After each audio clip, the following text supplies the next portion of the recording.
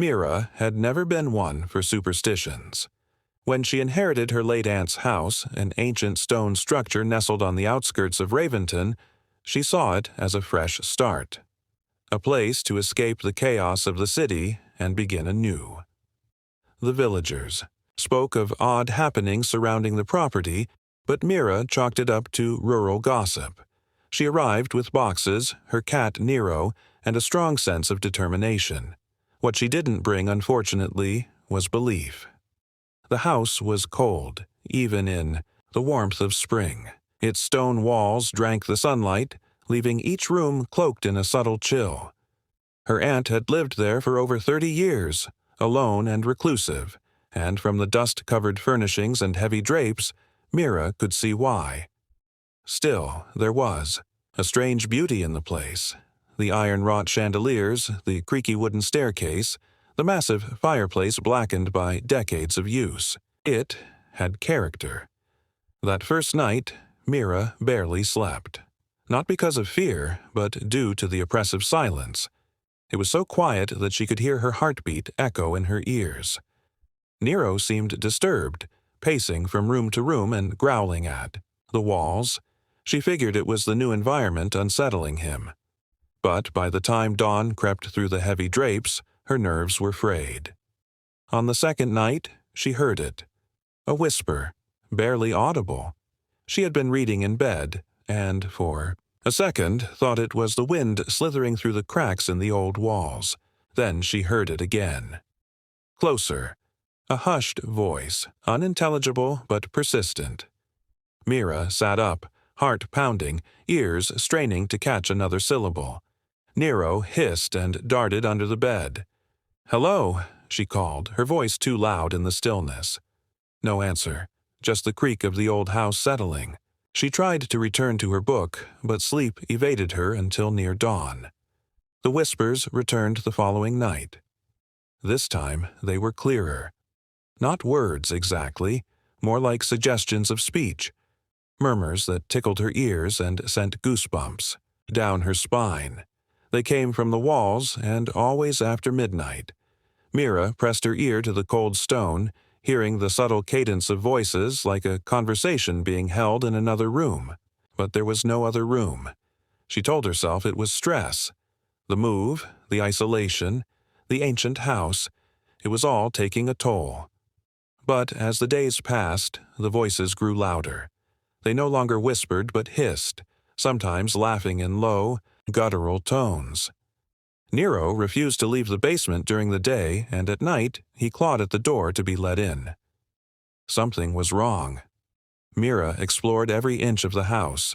She knocked on the walls, searched for hollow spots, hidden compartments, anything that might explain the sounds. In the library, she found a collection of her aunt's journals. The entries were strange, filled with erratic handwriting and frantic thoughts. "The walls are watching," one page read. "They know I'm trying to leave." Another, "They speak to me. They need a voice." The deeper she delved into her aunt's writings, the darker they became. Her aunt had been convinced that something lived within the walls, something ancient and hungry. She believed the house itself was alive, feeding off her isolation and fear. Mira closed the journal, her hands trembling. She wasn't losing her mind. This had happened before. That night, Mira dreamt of darkness. In it, she stood in a hallway that seemed to stretch endlessly, the walls pulsating like lungs. From within them came the whispers, louder than ever, chanting her name over and over again. She woke up drenched in sweat, the echo of her name still ringing in her ears, but she wasn't alone. The whispers were in her room now. She grabbed a flashlight and followed the sound down the hallway, heart racing. The light flickered as she descended the stairs. Every step felt heavier, like the house didn't want her to leave the upper floor. In the living room, the fireplace glowed faintly, though she hadn't lit it. She approached cautiously. Suddenly, the stone behind the fireplace cracked with a sharp, echoing sound. A sliver of black opened between the stones, and from it a chilling wind blew. The whispers spilled out like smoke, wrapping around her body, freezing her to the bone. She screamed and backed away, but the wall was no longer just stone. It pulsed, as if something behind it was breathing. She fled back upstairs and locked her bedroom door, barricading it with furniture. Nero was nowhere to be found. The whispers didn't stop. They circled her, giggling, whispering, crying. Some begged for help, others threatened. She stayed awake till dawn, eyes wide, flashlight clenched in her hand. Over the next few days, Mira became a shadow of herself. She barely ate, barely slept. The house grew darker. Sunlight seemed to bend around it, never fully penetrating the windows. The whispers followed her everywhere, into the shower, the basement, even outside. They knew her name. They knew her fears. They offered her promises of power, of secrets, if she would only listen.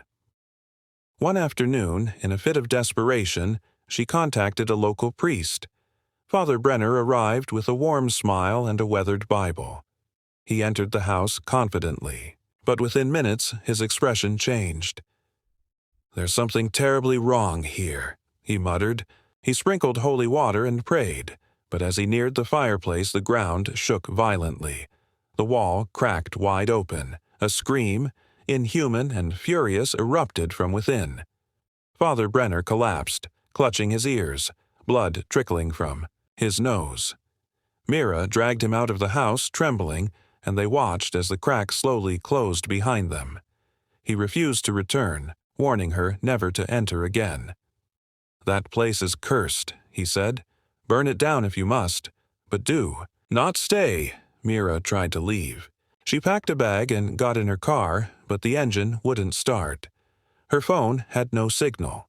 Every road out of Raventon seemed to loop back to the house. The whispers were no longer confined to the walls. They were in her mind. She stopped, sleeping. The mirrors in the house showed things that weren't there. Figures standing behind her, grinning. Her aunt's face appeared in the glass, eyes hollow, mouth whispering. The journals now rearranged themselves, new entries appearing, in Mira's handwriting though she hadn't touched them.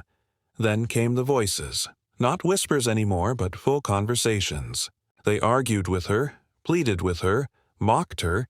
They wanted her to stay, to listen, to become one with the house. She began to lose time. Hours, sometimes days, passed without memory. She'd wake up in different clothes, covered in dust, standing in places she didn't remember entering. Once she found herself in the basement, carving symbols into the stone floor. She didn't know what they meant, but the walls vibrated with approval. One night she found Nero, or what was left of him. His body was hollow, as if something had sucked the soul out of him. His eyes were missing. The walls whispered lovingly, as she cried. By the end of the month, Mira no longer resisted. The house had become her world. The whispers no longer scared her. They guided her. They told her secrets, taught her how to hear beyond the veil. She tore down parts of the wall, feeding it with her blood, her voice, her sanity. Visitors stopped coming. The villagers crossed themselves when they passed by. At night, screams could be heard from the house, followed by laughter. And still, the whispers continued. Years later, the house remains. Abandoned, they say. But if you walk too close, you might hear it, the soft murmur of voices calling you by name, asking you to come inside, just for a moment, just to listen.